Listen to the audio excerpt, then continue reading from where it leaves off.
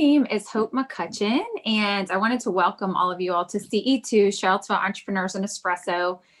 The online world has really allowed us to hopefully be able to have people join us from further away than just Charlottesville. The Charlottesville's awesome, but like just to open up that world and expose people to the Charlottesville ecosystem.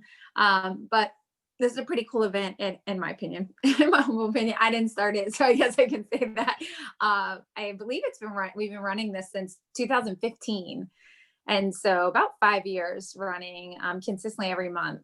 And if you have, it sounds like several of you all are here for the first time. So if you haven't been here before, I'll tell you a quick outline of the layout, and then we will jump in with our guest speakers today. But what we do is we kick off with an early stage entrepreneur, and this is someone with an early stage business, and they share about their business, and then they have an ask for the audience. And this is a very engaging type of networking event where we're going to get your help in helping this entrepreneur solve a problem for growth or move to the next level, etc. And then after that, we have a more seasoned entrepreneur, usually 15, 20 years plus experience as an entrepreneur, just sharing their crash and learn stories. And it's cool because you don't always get to hear that.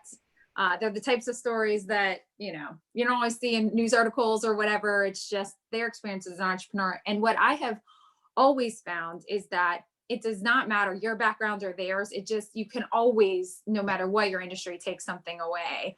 And I think that that's incredibly powerful. So we can all learn something there. And then we go into announcements after that, where you'll have the opportunity to share if your company is hiring or if there's any upcoming events we should know about. And then finally, the reason we utilize this platform, by the way, I know there's a couple steps to get in this room, and hopefully you all figured it out pretty easily. We're always open to feedback, but what it allows for, and the reason we use this platform is because it allows for breakout rooms. Unlike Zoom allows, we have to assign you to breakout rooms. With this platform, you can choose the breakout room you go to. And so what we do is we have our two speakers be in two different breakout rooms, and then we keep this one open as well. So you can kind of go and chat with them after. And so it's really designed to simulate the live event that we had prior to March. This event was always live at the Darden iLab. And so that will be changed in the future. We'll have a new home, but it was always so valuable to be able to interact and chat on the front end and back end. And so we really wanted to not lose that in this world. So that is why this entryway. But if you have any questions about that, I'll throw my email in here later, and we can chat a little bit more, and we'll have more announcements later. So does that sound good? Anyone have any questions? I will say that I love video on, but of course it's not required. But if any of you guys want to turn video on that's off, you're welcome to. But I'll ask that you be on mute. So everyone check real quick and be on mute unless you're talking. That way, if someone chooses to do spotlight video where the speakers who's on the screen, it kind of stays that way. And anytime you want to, there's two different points that I forgot to say this, but after the crash and learn, there's Q&A. So if any point you want to talk, you can just unmute. We've tried the hands raising feature, and I will see it, by the way. If there's someone talking and you want to be called on, just do the hand raising feature and I'll see it and call on you at the proper time, of course. But otherwise, you can just unmute and talk if no one's talking. So sound good? Good. All right. Well, I will start with introducing our first speaker. Stephanie Guevara is her company is called Seaville Picnic. And what's kind of cool and what caught my attention is this is a company that is birthed out of the pandemic season.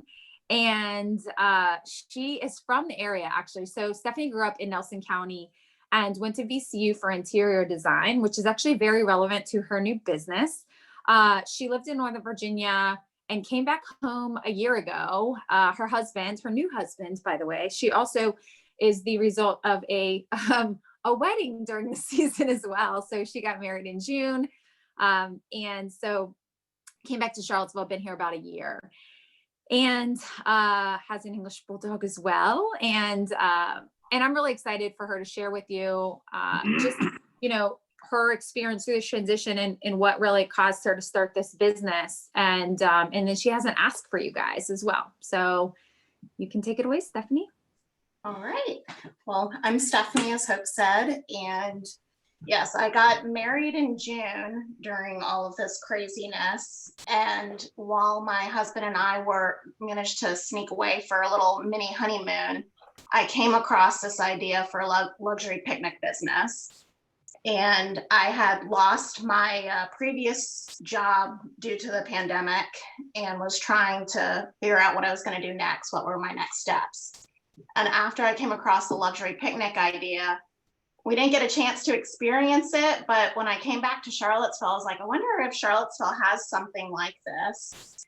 And I did some research and I didn't see anything. And I couldn't stop thinking about it. And I started looking in other areas of the country to see who else was doing something like this, and realized it was a trending company, an idea, and also just seeing tons of people posting pictures of picnicking and kind of bringing that back as well, with looking for some, something different to do with, family, friends that feels safe and outdoors. And so I kept thinking about it, and it lit the fire underneath me and in my heart that I knew I wanted to do it, because my background is in interior design. I was working for a commercial furniture company, and also had dabbled in a few other little things. Like while I was in Northern Virginia, I worked for a catering company at one point.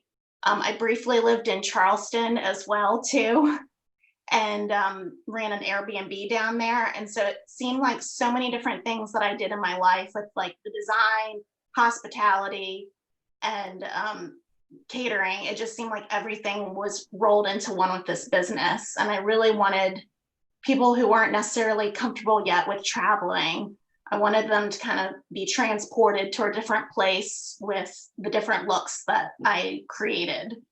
And I started talking to different wineries in the area to see what their feedback were with my idea, and see how open they were to it. I really pushed the idea that not only is it bringing customers to them, but also great marketing opportunities, because all of the looks that I started kind of putting up in my backyard and trying and seeing how everything would look, they're Instagram worthy.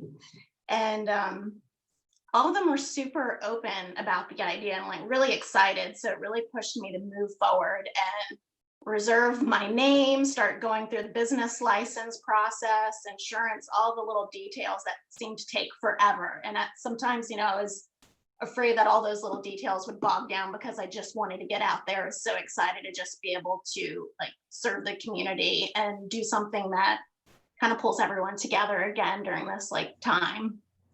So I finally got to that point. I officially started the business the end of July.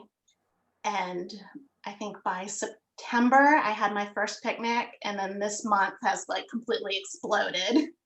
Between just spreading on Instagram has been like a huge help with promoting my business. Facebook as well too, but really Instagram. And Seagull Weekly also reached out to me and featured me in Knife and Fork. So that was a really exciting opportunity when I was still working on all the details of my business. But that's a little bit about as far as the background of how everything got started.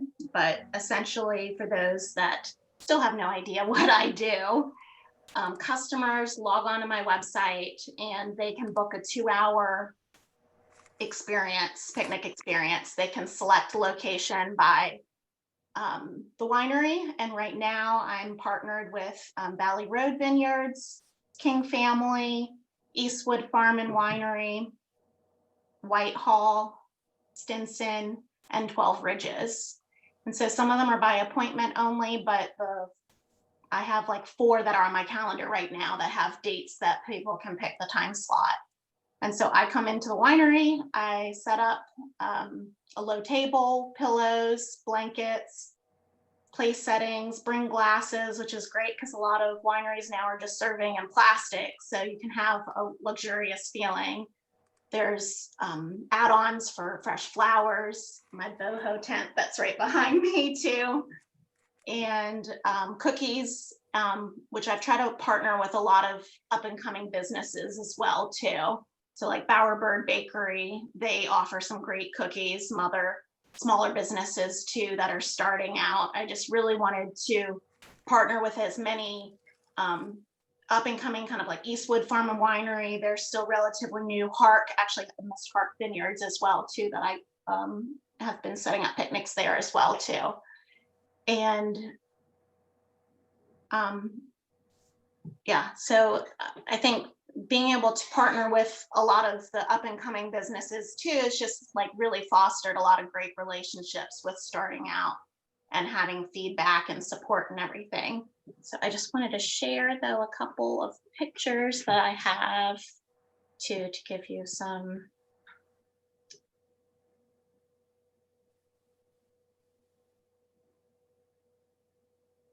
So can everyone see my screen? Yes. Okay, great. So this is my pumpkin spice look, the seasonal look. So you can kind of see some of the elements that are come together. And then this one has been the most popular, my California Dreaming. So that was kind of bringing back the idea of transporting people to different places when they can't necessarily travel far. So I just wanted to really like laid back, boho, romantic vibe. Very cool. Yeah. So it's been super popular with anniversaries, birthdays. And yeah, I think that brings me up to my question though, is how to move forward now getting into the winter season and how to be able to keep that momentum going that I've started, because I, just started the tail end of the warmer season. And I wanted to ask everyone kind of, where do I go from here with the winter? Does anyone have any ideas? Obviously, heaters are potentially an option, but also dangerous with transporting things like that. And some of the wineries might not be too happy if I bring those in or fire. So Stephanie's question was, just to repeat it, how does she continue what she's doing through the winter months? I know she has some ideas, and we went back and forth on should you share her ideas first or hear your ideas first. So I know she could go either way, but we can start with yours. And if you get stuck, she can share some of hers and see if it gets, you want to give her feedback. So ideas for Stephanie. I know I'm new, but I'm happy to start. Yeah, I'm not absolutely. sure you necessarily have to do the same model here in the winter. Maybe you could use this time to start building out a franchise and expanding to other locations. So you wouldn't actually run the same thing in winter, but you would use this time to start establishing those same partnerships, which I think are excellent. And also I'll say the idea seems excellent. But use the time in the winter to establish relationships so that in the summer next year, you're ready to go with multiple locations and franchises. That's a great idea. Yeah, Stephanie, Craig Honig, how are you? That was a nice presentation. Have you thought about the fact that, our lives are, I think, as you pointed out with the winery experience, maybe a little starker than usual. And I'm wondering if you could transport this to people's homes. Mm-hmm. I don't think there's a reason why you can't, especially, you have an interior design kind of background. I think it might be, of course, they would have to feel COVID safe and everything else, but I don't see why you couldn't enhance their environment for an evening or something at home. Mm-hmm. Have you done any of those? I haven't. I have had one request for having it at someone's farm, but ultimately they ended up deciding to have it at King Family just because of the short notice that we had for planning. Mm-hmm. But I have thought about that. I think the only thing that normally I hang out around the winery in case anyone needs anything, whether it's another, bottle or, sometime an instant camera also comes with the package as well too. And sometimes they, just need someone to take pictures of them. So I'm usually there. So once I'm at someone's home, what does that look like? Do I have a scheduled pickup time and then just come back in and pick everything up? I mean, if it's a romantic evening, someone might not want you to come back. So do they leave it outside their door like at a hotel? So just trying to work out some of those details that, even though they might be smaller, can turn into a big, I always like to say the devil's in the details as far as design and everything like that. And I think that also relates to the business as well. The other thing too, with the aesthetic that you bring, you might think about working with like Airbnb people and VRBO to enhance the experience that people have when they try to get away, or even if it's local, like a local getaway kind of thing, to kind of enhance that experience. That's a great idea too, because I had actually also toyed with the idea of doing home staging while I was trying to figure out, and then it kind of branched into this. And initially that was some of my idea as well too, to do some home staging or work with Airbnbs in the winter while I was also still ramping up for the springtime, and be able to use some of the same products that I use for my pickup setups for staging. Yeah, good. Because I think what you're selling is the aesthetic, right? You're selling the idea that even during this time, you can have an experience of some kind. So that if you expand that thought, that can translate into a lot of things. And then one of the first things that popped in my mind, we have some of you may be familiar with Culinary Concepts, Antoine Brinson in town. So he was a guy, he's got this great business where he teaches people cooking classes, and he does a lot of social impact things as well, where he teaches people how to work in a kitchen environment, who might not otherwise have an opportunity. But he's had to go online, and he holds these cooking classes online and promotes gatherings and things of that nature. And I would think to kind of connect with people like that are creating experiences for people that may not be exactly what you're doing, but it may be connected. And so people who pursue those kind of things might pursue what you're doing. Great ideas. Thank you, Craig. Stephanie, this is Don Dunham. I agree with Craig. One thing that we've just had some visitors here and we learned some things, some examples. This isn't going to be a typical winter because people are so pent up to go do something. Monticello normally closes in January, February for maintenance. They're going to stay open because they're expecting a lot of visitors. We actually last week were going to have a picnic out at the polo match at King Family. It rained, so we brought our picnic inside. And the other thing is, I don't know if you may not evolve your name, but the Conjure of Picnic does seem like outside.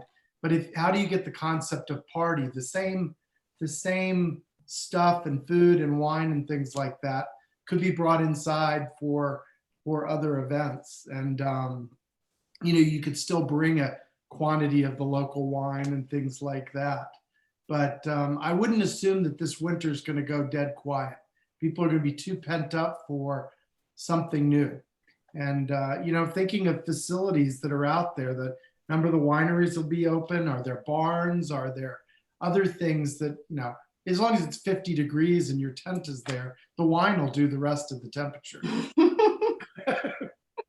But I think I like the idea of expanding and things, but I wouldn't assume business would go to zero if you market it, because the demand is out there to do anything. Yeah, I think agree. I want to jump in because I totally agree. I love the idea of a winter picnic, and I think you could do some really cool Instagram stuff with like the sheepskin throw over a bench and like the plaid blankets and hot chocolate. And if you could find venues that have like fire pits, or I like the idea of a barn, or if there's like a vineyard with a back room with a fireplace, you could put a blanket on the floor with candles and different things. I think. And I also agree that people are going to really be looking for experiences over the winter. So I think like you could use that time where there's going to be hardly anything else to do outside to, really plug your business and gain some traction. And I like it. I think it's fun. That was great ideas. Now that was a concept that I was thinking about too, is since I generally have the charcuterie boards as well as part of the package, is then to switch it to like a fondue type one instead. So something warm and cozy and yeah, hot chocolate that pairs well with red wine or something like that. Like I know sometimes you find fun chocolate red wine blends. Or like, have you seen like the hot chocolate bar charcuterie kind of things, you know, with like jars of marshmallows and peppermint sticks, and like that can be very visual and cute too. Hey, Stephanie, Yes. how are you planning on dealing with the protection that we're supposed to afford ourselves when we attend an event like that, you know, for COVID? Yes, so I wear gloves and mask when I'm setting up, and I also have disinfectant and everything as far as afterwards or in between guests and washing everything. So I take every precaution that I can to keep all the products that I'm using clean and safe and disinfected.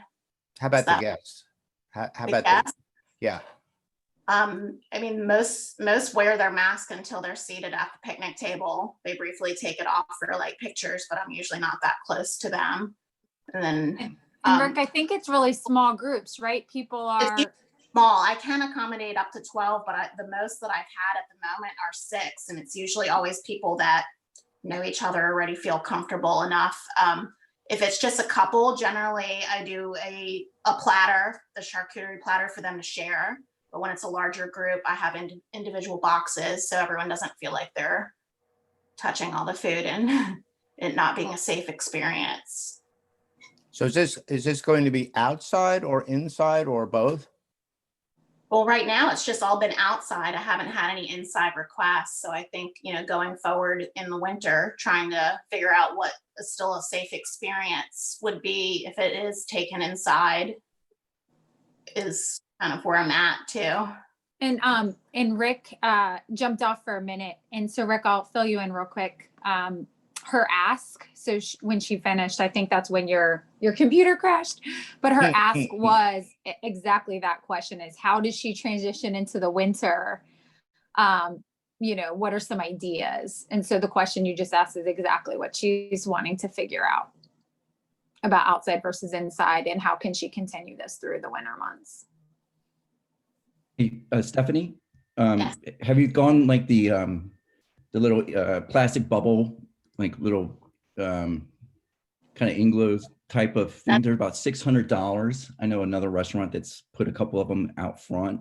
It's just a big plastic bubble. You can get them in different sizes. They are a bit of a pain, right? Because you have to pump them up and all that. But if you're looking to maintain kind of a event atmosphere, you may want to think about then going out to some of the bigger outdoor venues, like the ski resorts that are within a couple of hours, right? Like Wintergreen or Mansutton, and see if you can't partner with them and offer your package as kind of an accelerator add-on feature for couples, right? And then you just go out every weekend, set up 3 or 4 of those kind of bubbles, and then offer that experience through them, and then give them, you know, a percentage of everybody that comes through that signs up. And that kind of gives you a built-in funnel of customers coming through that have access and visibility to your product, and you're just kind of setting it up and letting them take the orders, and then you know, fulfilling, and then giving them some type of bounty for that. That's a great idea. That was kind of my idea. I did start looking into the whole igloo item. I haven't been able to find one quick enough. I wish I had hit buy when I first came across one, because it flew off the shelves, of course. And so that was also my next step, was trying to think of, okay, if it's set up still at the wineries, how do I partner with them so that I can leave it there some of the time and not having to keep on putting it up, taking it down after every picnic, or, you know, how long can I leave it up there where they might be able to utilize it as well too. So that's some great, so I didn't think about ski resorts. So thanks for that idea. Hey, Stephanie, what is the revenue model? Do people pay an extra fee, or does the vineyard share in, or help allow you to participate in the revenue that they get? How does that work? So packages start at $189 for 2 people for 2 hours. And so far the wineries have not charge me any fees as far as bringing them there, because I bring them people. A lot of times there's multiple bottle sales depending on how many people are there. And sometimes they, of course, even buy bottles to go. So it's easy money as far as them with the bottles. And I even offer to bring them the bottles at their table too. So I encourage the customers to pre-order the wine ahead of time. So this, if they know what they like. So this way it's waiting at their picnic table, ready for them, and less even interaction with people if they just want a completely private experience. So relatively speaking, the winery doesn't have to do anything, but just let me know if there's any events that are conflicting with where I typically set up. A lot of times they've been gracious in giving me areas that they don't allow the typical guest to go. So, even if someone has been to that winery before, they still get a different experience, and the free marketing too, once everyone's posting, between my company posting pictures and then also the clients. So I think it's a win-win for everyone. So the 189 really is a kind of a facilitation fee. In other words, you pay the money and then we'll make sure that we've arranged it with the winery, that there's a table available, etc. There's no food that goes along with it, and obviously you can't be in the alcohol business. Yeah, no, the charcuterie board comes with the package, and then they can add on different things that I partner with the other vendors. So I've partnered up with a couple of different like sandwich shops too, to be able to offer additional food options, whether it's sandwiches, salads, cookies, cupcakes. So really, it's just arranging all those other details. If you're having a celebration, you don't have to worry about anything other than just bringing yourself and having a cool experience and having some food. And then I try to facilitate to make the wine sales as easy as possible, since I'm obviously don't have an alcohol license or anything like that. How many events have you, how many of these sales have you done? Unit sales? I think I'm up to like 8 picnics so far. But still, that's pretty much. I think you just started in September, right? Yeah, September was really my first picnic, and it ended up being in Lake Anna, which I don't typically market that way. I just had a connection there, and they booked a picnic, and then someone else saw that I had a picnic booked there as well too, and they booked another one there. But then all the rest of them have been here local in the Charlottesville area. Do you have to visit visit the winery before, sort of make sure the table's okay, have a conversation with the vineyard owner, that sort of thing? I do. I set an appointment before I set up any kind of picnics and find out where their best picnic spots are. I look for ease of bringing in an SUV to set up, to bring my furniture and everything with me. The most like private area, but still convenient to the bathrooms and the winery. But I found even sometimes when it's a little bit further away from the tasting room, that people seem to really appreciate just the privacy and having their own unique experience, because sometimes they get to sit a lot closer to the vineyards. They have better views of the mountains than where they typically allow most guests to go. So it sounds like you actually bring furniture and table settings and chairs, etc. Yeah, no chairs. It's all pillows and blankets. It's a low seating experience.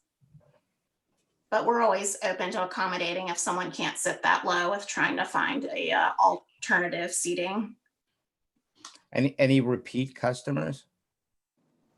Not yet, but a lot of people that have like planned on coming back for someone else's experience. Like if they came for an anniversary, they've mentioned like, oh, this would be great. My friend is getting married. We would love to have like a bridal shower or something like that. Stephanie. Did somebody else say something? Yeah. Hey, Stephanie, Paul Miller. Congratulations for having the, for getting off to a great start, and credit to you for being bold in a year. So awesome. Excited for you. So I agree with a lot of what's being said. And I'm also just wondering, over the course of a 12-month business, and I am not in the food or catering business, so this is just dumb guy throwing in some ideas. But, maybe the reality of it is maybe January is your reset month, and maybe January is your planning month. Maybe you just plan, maybe December, because I love, like someone said, you know, hot chocolate and red wine, and damn, that sounds good. Maybe that's February, and maybe you're able to pull off something in Christmas. And so hopefully, you know, I don't know, I'm half joking, but because of global warming, who knows, maybe you can run this business March through November. And so the reality of it is, maybe January is your down month, and all the things on your to-do list, all your social media, all your networking, maybe that's when you get it done, because you're going to be so darn busy the rest of the year. You need some time to get something done. But that's just an idea. I mean, I do love where a lot of this is going. But, you know, if you've already done 8 and you just started your business, I mean, this could be an awesome, I mean, next year could be a lot of excitement, and maybe you need a little planning time, and maybe January is the answer. Yeah, no, that's a great idea. I think that personal goals, I've always wanted to be able to take, like, from January to, what is it? Which holidays go from like January to February or something, and take that whole month off, but not, of course, without working on my business and planning and everything. But I think that would be a great time to reset. You know, Stephanie, to piggyback on that, it might be a good time to book for the spring, right? Maybe you can offer discount, and a lot of people that are holed up in the winter would like to dream about what it's going to be like in the spring. And maybe that's a time you can really appeal to them to book picnics ahead of time. I don't know if they can plan that far ahead of time, but maybe you offer some incentive. Maybe that's a good promotional time. Start laying the groundwork. Stephanie, do you mind throwing in the chat your contact information? So your website, your email, whatever you want to put up, and definitely your email though, because for any additional ideas that you have for Stephanie, if you want to connect, please just email her, give her these ideas, continue this conversation. And around 9:35, she'll be in a breakout room as well. So you can continue to chat with her until I know she has an appointment right before 10. So she might dip out a couple minutes before 10, but she'll be in a breakout room too. So definitely continue these ideas. But this has been great, Stephanie. I hope it was valuable to you as well. But great job. I'm really excited. Thank you. I'm excited for you. Everyone's tips. Yeah. All right. Well, we will transition to the next speaker now, just to keep the schedule moving along. So I am excited to introduce Rick Grossberg next, and a little bit about Rick. He actually went to UVA and got his bachelor's in architecture at UVA, and then practiced in New York City for several years. And then his wife, also a UVA grad, they moved to Richmond. And it is in Richmond that he founded a now franchise, a large one called Architect, or that the Architect is what he founded. I think the name has changed, but he actually grew that company until 2008 to 80 franchise locations in 5 countries. So a significant franchise. And I know he's got an awesome story behind it. Since he has sold, he's very, very involved in mentoring entrepreneurs now. So just a little bit about what he's been doing since then.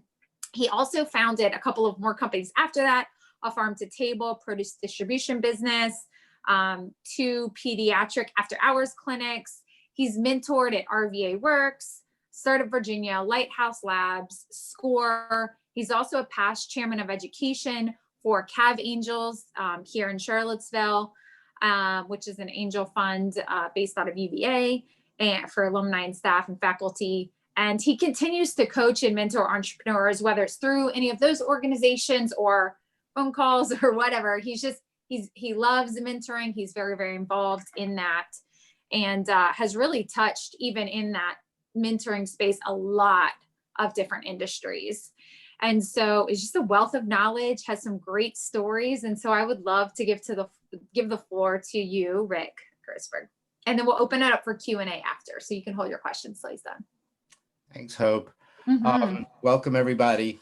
Yes, pretty much everything you said, very accurate. I was trying to think about what to say in a relatively short period of time, and I had my list of sort of lessons from the past, but you guys don't want to hear lessons from the past. I decided that I would do is the kind of the history of what a person who is, I'm a little bit older than you guys. I don't feel like that, but I know I am. I launched my business in 1980 after Judy and I moved from New York City. And I was faced with a fundamentally different world than folks nowadays face in terms of how they see creating their business, how to grow it. The word startup didn't exist in 1980. The idea of going to angel investors, the ACA hadn't been formed yet. Angel investors was Uncle John. So it was really, really a different world. Now we moved to Richmond from New York. We had our apartment in Chelsea, packed everything in, moved to Richmond, and I was faced with an interesting challenge. We both were. And so Judy went to architecture school and became an architect, but now she's a physician.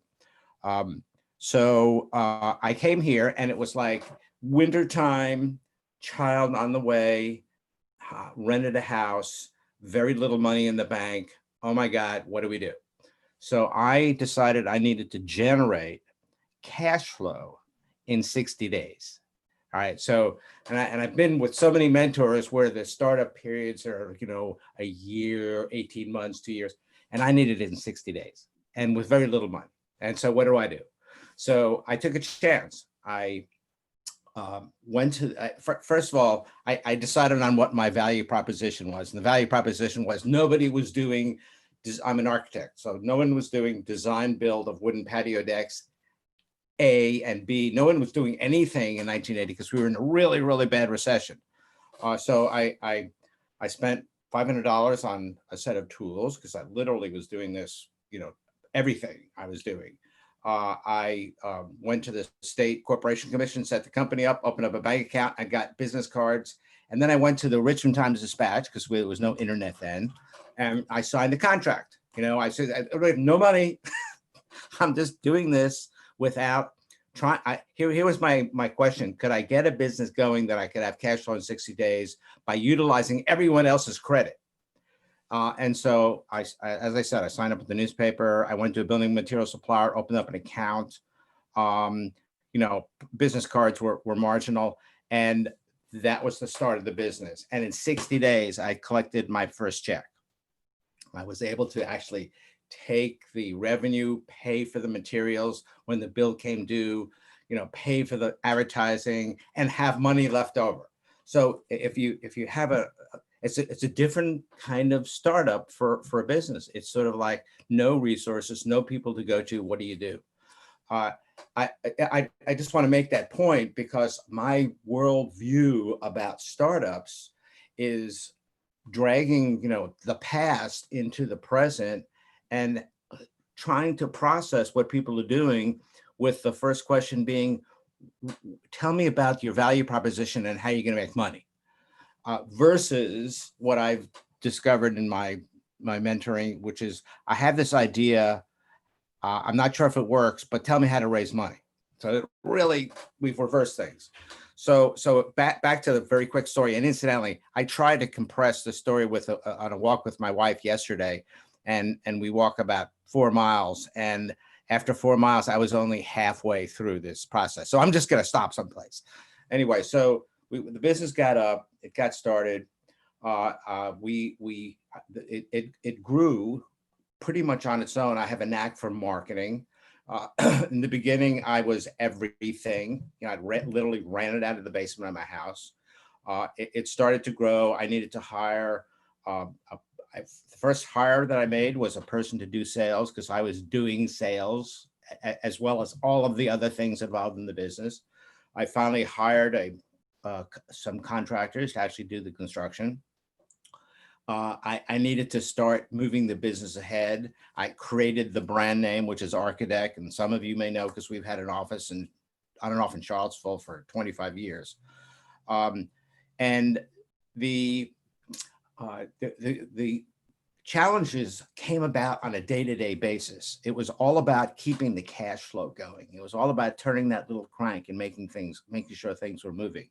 So as a result, I did wind up just spreading myself way too thin, doing lots of things. But notwithstanding that, my history, and I've been in, I'm embarrassed to say this, architect was my income for pretty much my whole career, but I dabbled in about 10 or 12 businesses on the side. So I've spread myself all over the place. So I decided that I wasn't happy with just being in Richmond. I wanted to see about, was there an interest in this idea other places? So I called up the magazine it's called Housing Magazine, the magazine published by the National Association of Home Builders. I got a hold of the editor, and I shared with the editor kind of my story. I told him I was at a Home Builders Association meeting. One of the members said, "Oh, you've got an interesting story. Why don't you call the magazine?" Which I did. I said, I'm calling and talking to you. And he said, "Tell me your story." And I tell him the story. And about 30 days later, there was an article on me. It's a national magazine. I got inundated with calls. Let's remember, it's an experiment. I'm curious. So I was inundated with calls. And I wound up establishing a sort of an experimental partnership with a fellow up in Fredericksburg, Virginia, and who got very intrigued. We were in the middle of a recession. Homes had stopped. Home building was done. And so we started to experiment together and to see how. I said, "Listen, here's what I'll do. I'll teach you the business. I will do the drawings. I'll do the details, the material takeoff. You pay me 10% of whatever you sell it for. And that's how our relationship's going to go." And that was it. That was the beginning. But we were, again, sort of the same ilk, and we decided to say, how about Northern Virginia? Okay, so Northern Virginia, we ran an ad. We found we found a carpenter who also happened to be a pig farmer. Remember, we're going back to the dark ages, and he was actually a great carpenter, a little bit of an oddball. But it allowed us to start working in Northern Virginia. And now we're moving into like the 1983, 82, 83 period. And I have a cousin who's an IP attorney up in New York. And he said, you could franchise this. And I'm going to stop right here for a second because I got so excited about that idea of franchising it. I didn't even think about the consequences of what it's like to franchise a business. This is my huge learning curve. And it was about, businesses are most franchisable that the way the product or service is created is fairly straightforward, and the training process and the quality control is all within the realm of what a franchisor can do. I jumped into a business where if you know anybody in the construction industry, there are a myriad of issues and a myriad of problems. But notwithstanding the fact, I said, great idea, let's do it. So for the next 6 months after we had agreed to do it, I would work, I'd get up, be at my desk at about 7 o'clock. At 12 o'clock every day, I would leave. I was working out of the house. I would shut the business down. I would go over to the University of Richmond Library, which is just about 3 blocks from here, and I would handwrite. Remember, no computers in those days. We use this, this analog device here called a pen or a pencil.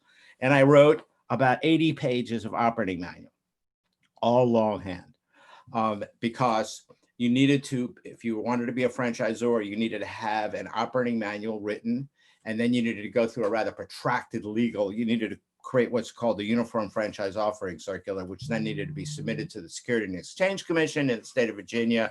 And that was a long and interesting path to go down. But eventually we got it approved as a franchisor. Now, between that period of time, I wound up hiring somebody because I was inundated. I was still selling. I was doing the design work. I had a bookkeeper at that time.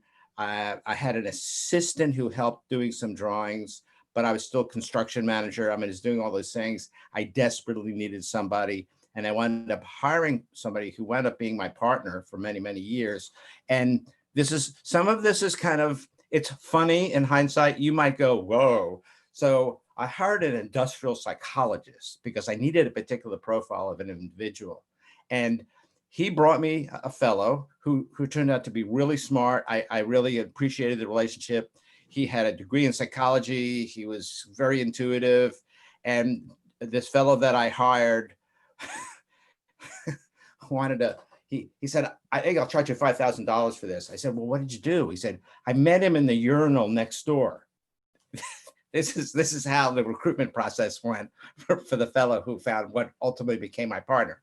And so it worked out well. We kind of charged down the road together. And I'm going to take some big jumps here because if I tried to tell you the story, it would take all day. We took some big jumps. Now, the franchise started. First franchisee that I had was the fellow who was in Northern Virginia, who actually was, as I said, he was an oddball, but he turned out to be a really good franchisee. My second franchise was here in Richmond. I actually sold my local office, which is very profitable. And I had an individual who came to me by way of my accountant. So I said, oh, this is perfect. And my accountant, he knows the business. He's got a guy who really knows how to sell. Perfect scenario for the franchise. A year and a half later, they went bankrupt. All right, so this is my accountant, the person you look to. This is a lesson about accountants. I hope none of you are accountants. This is a lesson about accountants. I'm just married to one. That's What's all. that? I said I'm just married to Oh, one. you're right. Okay, so yeah, accountants should be really good with numbers and taxes, but they don't necessarily know how to run a business. And in this case, I learned a lot from that lesson. So I'm jumping over a lot of things. We moved along. I got to the point where, and this is where my friend Rick, who I was partners with, we were doing all sorts of experiments about how to grow the business.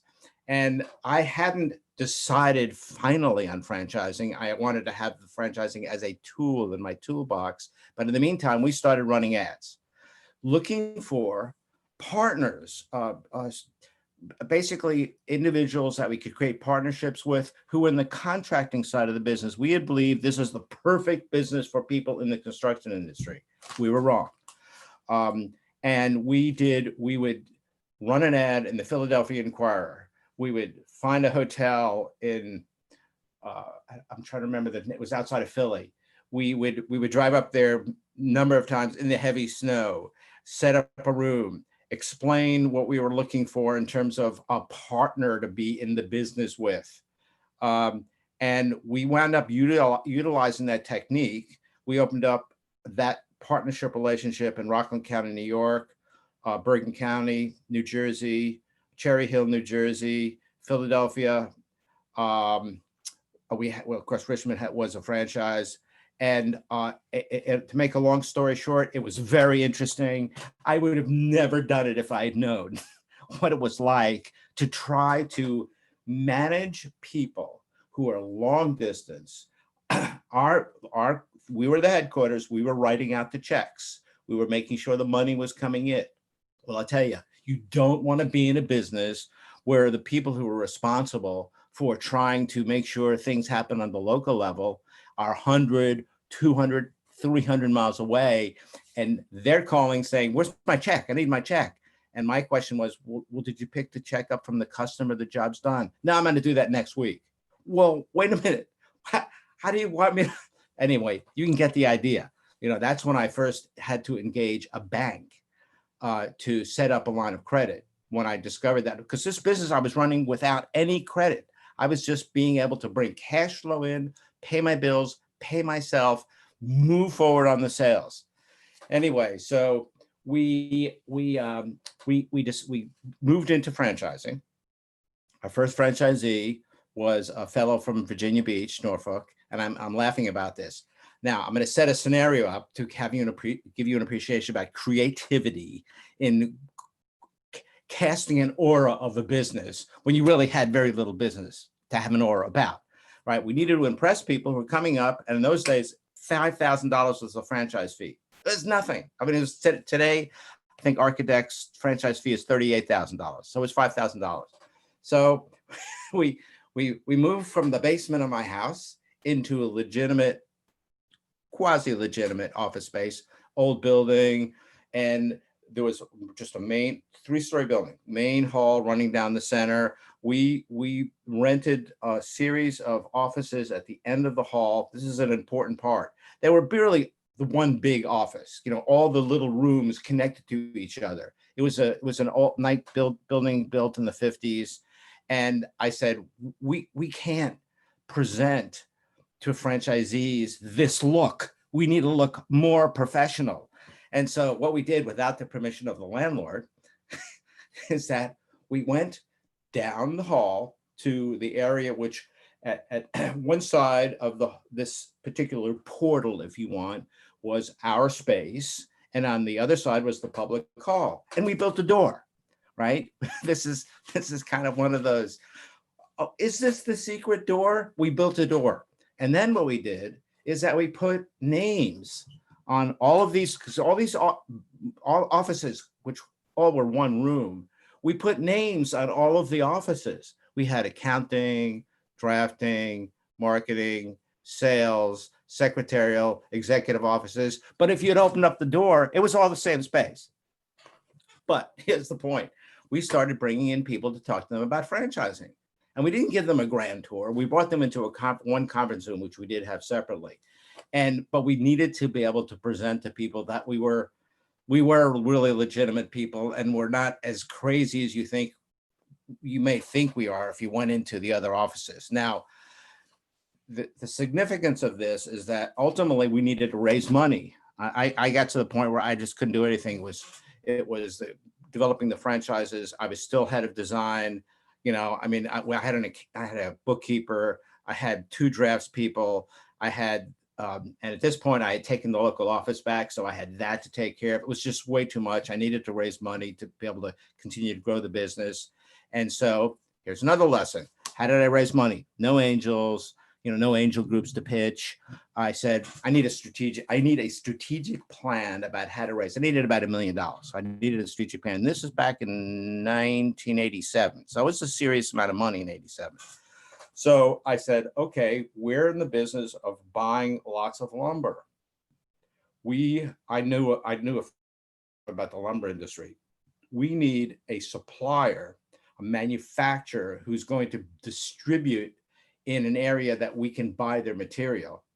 And that I felt that if I could find a large manufacturer who might be interested in our story, maybe they would go, oh, that's a really interesting story. Do you need some money? And so I called up a company called Koppers Corporation. Some of you may know the name Womanized Wood. Koppers Corporation is a large corporation based in Pittsburgh.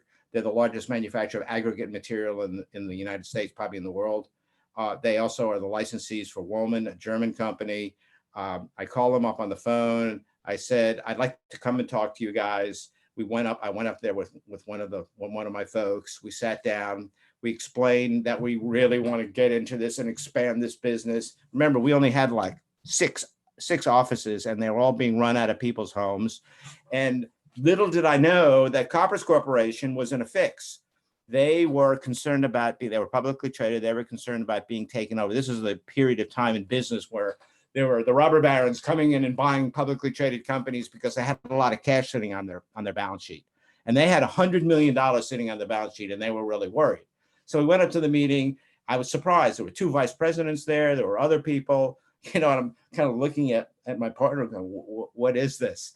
And so we talked about what we were doing. We gave them our pitch, and they said, what could you guys do with $50 million? And it was like, whoa, do you know who you're talking to here? We're looking for maybe 500,000 to $1 million. Explain to us $50 million. I said, well, we think you guys could open up a chain of stores, and you could move, and you can take your home service business and you could put it into retail locations. And anyway, long story short, we did not figure out how to take $50 million. Maybe we should have, but we didn't do it. But what we did do is tell them at a subsequent conversation, I said, I needed a manufacturer. You guys licensed Woman, which is a chromated copper arsenate. It's the chemistry that was used to preserve wood. And I said, who would you talk to about us establishing a relationship with? They gave us 3 names. I got on the telephone. The first one I called, I got the vice president of sales. He got the CEO of the business on the telephone. They were a $100 million company. Got the CEO of the business of the business on the phone. I talked to him on Wednesday. On Friday, they took their jet and they flew up to meet us. And here's where the great little office, where it was more entertainment than real office space. But again, we didn't give them an extensive tour. We brought them to the conference room. We had a conversation, and 2 weeks later, they made an offer. That was, I mean, my one attempt at raising money. Little did I realize, especially after working with startups and working with angels, that enormous amount of work that goes into raising money. I said, well, why is it so difficult to raise money? I did it in, one telephone call. I had $1 million. It's no big deal. Anyway, they turned out to be great partners. We had an arrangement whereby our franchisee would go into it. We would set up a franchise in an area. We would take that franchisee by the hand, go to a material supplier, introduce to the owner of the material supply company. He would say to the material supplier, do you carry, the name of the company was Melco. Do you carry Melco material? No, we don't. Would you please set up a relationship with Melco so I can buy that material? And so Melco benefited because they started to expand. They were already in like 1,200 locations, but they went up to like 1,500 locations once they added us. So that was a good relationship. Anyway, but the fun part of that story, which in hindsight it was fun, it was that, and it's really based on what I'm doing today, helping people, is that it was so easy, in my opinion, so easy to raise the money because I had a strategy. I had to talk to the people, and I was willing to do a little bit of showmanship. Our grand offices, 1,200 square feet and a bunch of desks, and I made sure everybody that I could think of was sitting at a desk. So that business went forward. I'm in fact, how am I on time, Hope? You want to start winding down? And we Okay. can open it up for I'm going to Q&A. kind of jump. I'm going to jump to the end because this is just the beginning, and I haven't even started the 12 other businesses I was in. Ultimately, 2005, we had opened up 80 offices. We actually had 120 at one point, but the burden of trying to manage 120 office was unbelievable. We grew so fast that we kind of took anybody. There's this expression in the world of people who utilize franchising as a way of expanding their business. It's called the foggy mirror test. I'm not sure if you've ever heard of it. Should you take a check from this person? Are they competent? Are they not competent? Don't worry about it. Hold a mirror under their nose. If it fogs, they're qualified, right? That was the foggy mirror test. And so we did a little bit too much of that. That's why we zoomed up to 120. And then we needed to start, we said we needed to start to move that down. By 2005 or so, I was getting another lesson, which I won't go into, which are the consequences of letting your ego interfere with the needs of the business as they change over time. And so I was just burned out. And I had fortunately recruited to be chairman a fellow who he lived in Jacksonville, Florida. He was the CEO of a company called Paul Davis Systems. You probably have never heard of it. They're the largest fire restoration company in the country. He sat on my board for 10 years unpaid because he just loved the idea. And he was a terrific person. When he was 70 something, he sold this little tiny business that he had acquired that was selling $300,000 a year. He sold it for well into 9 figures. And so he said, I need something to do. I don't want to be in business anymore, but I need something. What do I do with all this money I've got? So he offered to buy my business, and I sold it to him. Here's the story. When I sold him the business, our system-wide sales were about $50 million. So we were okay. We were on our way. It took a long time to get there, but the methodologies of expansion are different now than they were then. What Mark did, my chairman, is that he brought in an extraordinarily skill that I don't have. Here's a lesson. Skill that I don't have. I don't do a good job at picking people. You need to really be able to pick people. He picked an extraordinary individual who took my $50 million business, and in the middle of but remember 2000, the recession, the last really bad recession, he took the business from $50 million to $200 million.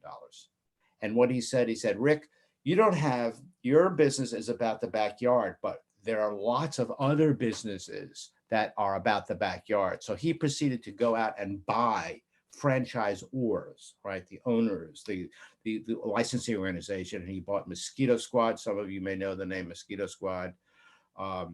He bought a restoration concept. He acquired 5 brands. And he took the business to $200 million.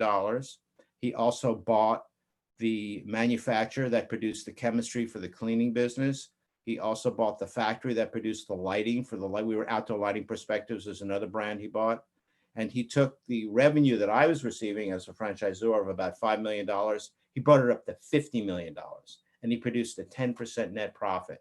I quite frankly I was amazed. How could somebody do this? He came with a different skill set. He didn't know anything about construction. He didn't know anything about design. He was not a person that carried a vision. I carried a vision. He was a person that was all about leading people. He understood the fundamentals of business. He came out of the world of finance, but he knew about how to lead people and knew how to pick good people. And he took the business, and I won't go into the little details, but one of the brands he bought, he sold. He bought it for $2 million, and he sold it about 4 years later for $23 million. So no, I didn't keep any stock. Everybody asked me, you didn't keep stock? No, I didn't keep any stock. But it gives you an idea about when you mix in a person, in this case, who has the skill set necessary to grow the business at a much higher level than what I did. Long story short, the business is thriving. I didn't give you all the cutesy stories about meeting Queen Elizabeth and Ringo Starr and George Harrison and the Duke of Marlborough. And I mean, the story goes on and on and on. It has to do when I was expanding offices in other countries. But they're fun stories. And would I have done it all over again, knowing what the struggle was? Yeah, absolutely. So questions, or I'm not sure if this is the time for questions or not. Absolutely. Yeah, let's open the floor to questions. Questions for Rick. Thank you very much, Rick, for sharing your story, by the way. We really appreciate it. It's a crazy story. It's awesome. Yeah. All right. Questions for Rick.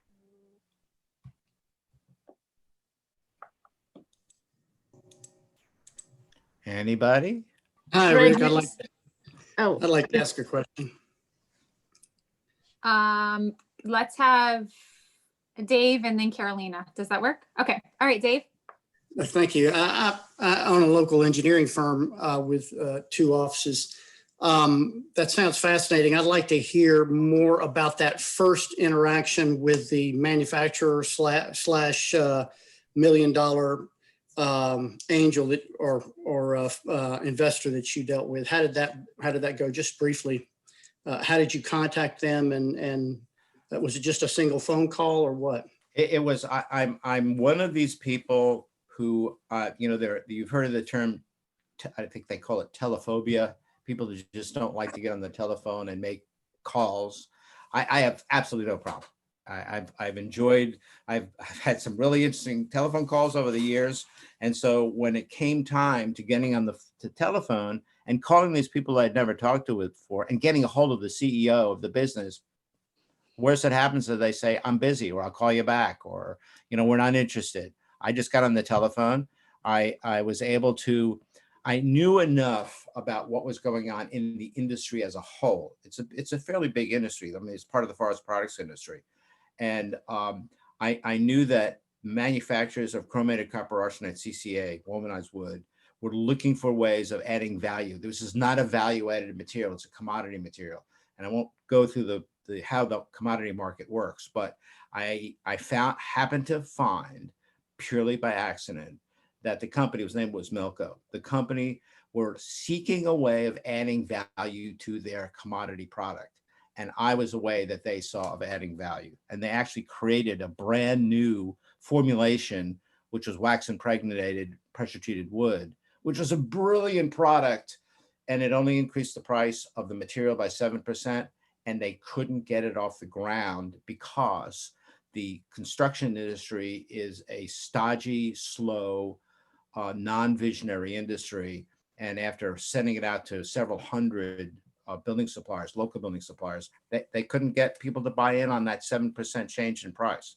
But anyway, in response to your question, it was just come up with if it hadn't worked on I was very lucky. It worked. One piece followed the other piece, and it just brought me right to the end. And when they flew up on their jet to see me, I said, yes, this is serious. That was, I'm not sure if that answers your question. It was just a very, very direct approach. Thank you. Yep. Carolina? Yes, thank you, Rick, for the story. That's awesome. I am curious as to in how many countries did you expand? We were, in the United States and Canada, we were in Scotland, we were in England, we were in Japan.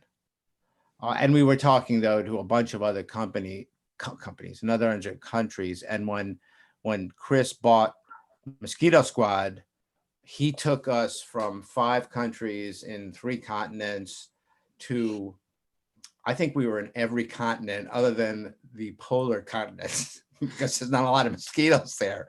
But we opened up offices in Central America, South America, Asia.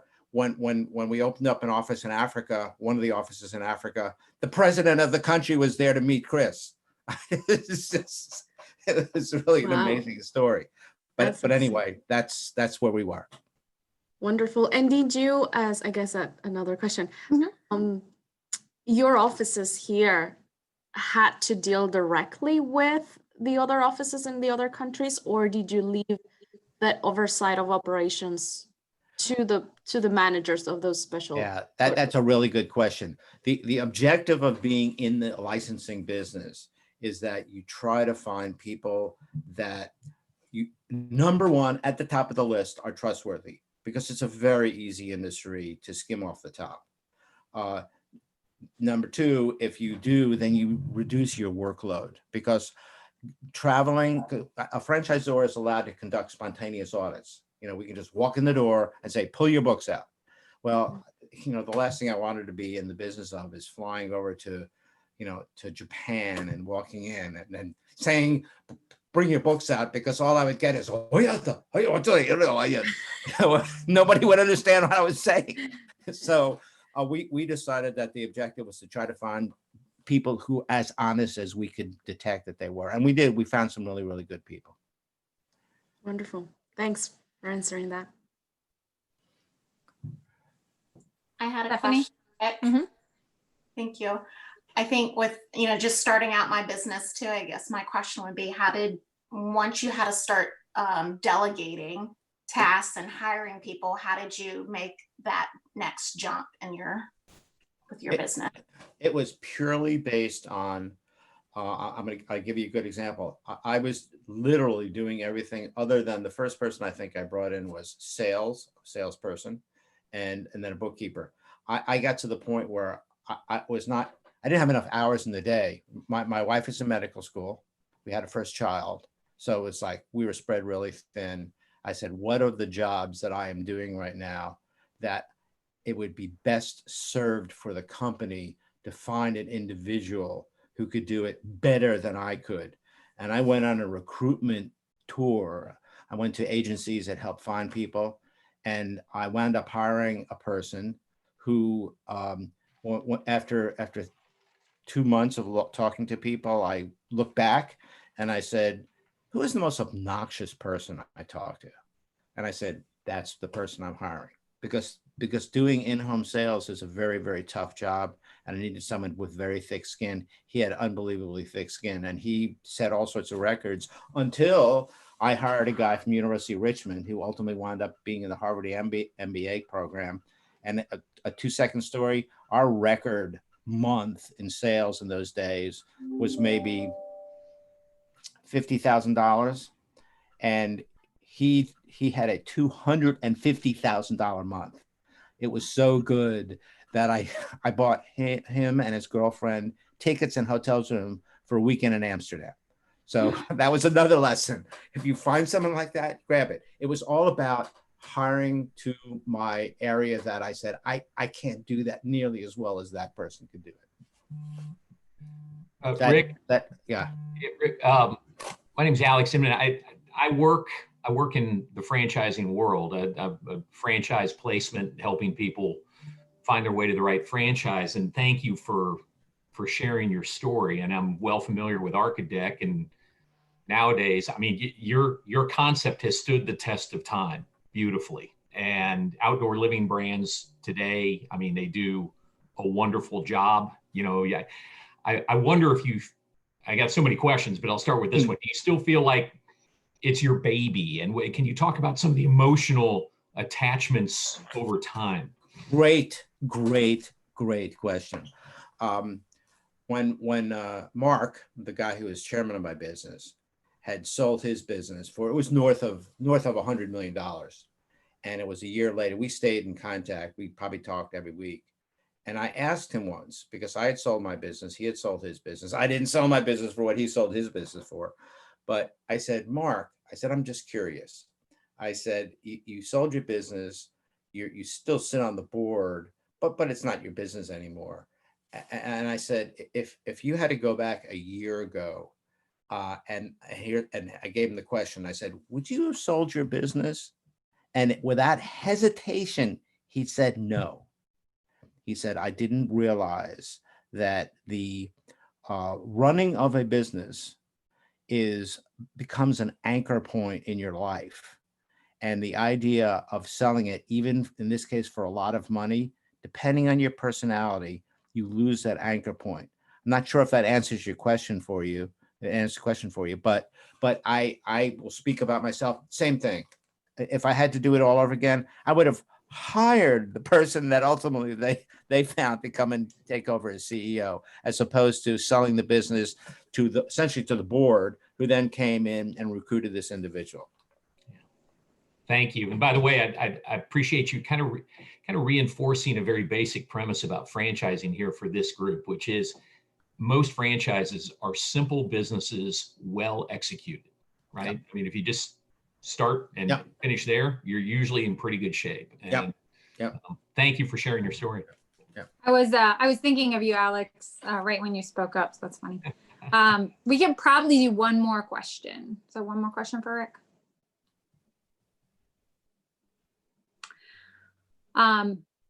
Rick, do you mind putting your information in the chat if you want to keep in touch with you, your email? Sure.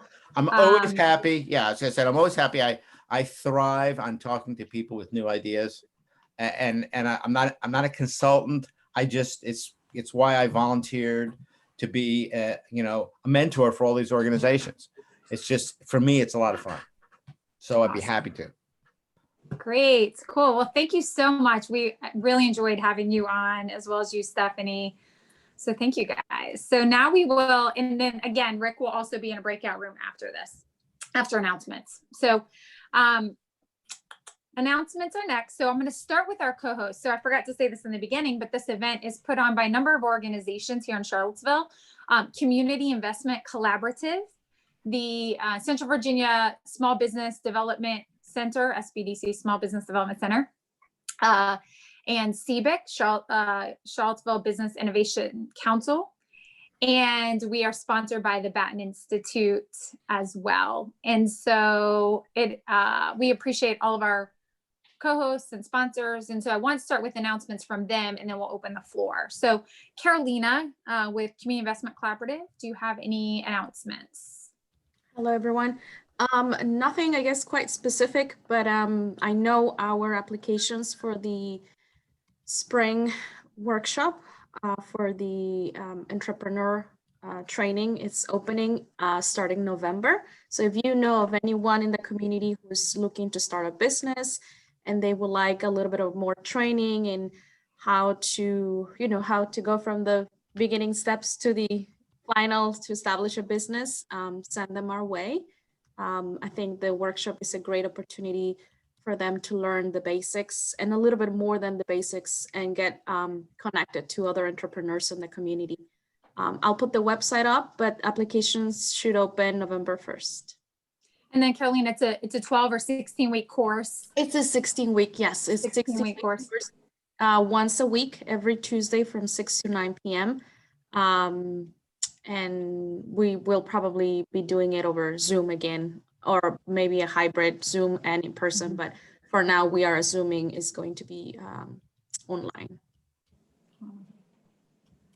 Great. And then, thank you. Linda with the SBDC, I think I saw you on here. Yes. Oh, hello, everybody. And thank you for those great talks. Yeah, Linda from the Small Business Development Center. I'm the events coordinator. And we have a whole host of classes. We've been trying to think of things that can help businesses in this crazy year. So we have several on online business, one on e-commerce. So talk about the different platforms for e-commerce. Website you need to be able to sell online. And we have one for like social media strategy. And we have our restaurant and retail expert coming in from our state office. Well, I shouldn't say he's coming in, it's online, but the class this is not business as usual. So he's talking about ways you can prepare for the holiday season, things you should know, how you can pivot your business. And it's really for retailers, restaurant, and hospitality. Then we also have a bunch of government contracting workshops. If you want to try to expand your business into government contracting, some are federal, some are state and local. I'll put our website on the chat and please go there and you can look. There's a whole host of, I'm probably missing others. We're going to do QuickBooks start in November. First time we've done this in a long time. So lots of classes to attend. So I'll put our website info in the chat. Thank you. Thanks, Hope. Yes, thank you so much. Is someone from Baton Institute on? David was going to join, but I don't know if I saw him on here. Anybody? And I saw Jason Brewster on earlier too, so he must have jumped off. So on behalf of CBEC, I'm on the board, so I will share. We actually don't have any upcoming events because we just had our big gala, which was also using virtual platform, which is super cool. But I'll just say we have 2 monthly events. We have Tech on Tap. That is the second Tuesday of every month. That is Zoom currently. And it's 5 to 6 or 7. And also this event is our other recurring event. And so both of those, our newsletter is cvilleinnovation.org. I can throw it in the chat. And we send out a newsletter every other Friday, which actually does highlight other community entrepreneurial events as well. I know we have sometimes events from SBDC and whatnot on there as well. So I think each of these organizations has a newsletter, but that's ours. And then I'll throw another announcement or an ask at the very end, but I'm going to open up the floor to everyone else first. So if your company is hiring, or if you have some upcoming events that you want everyone to know about, then you may share now. Is anyone hiring?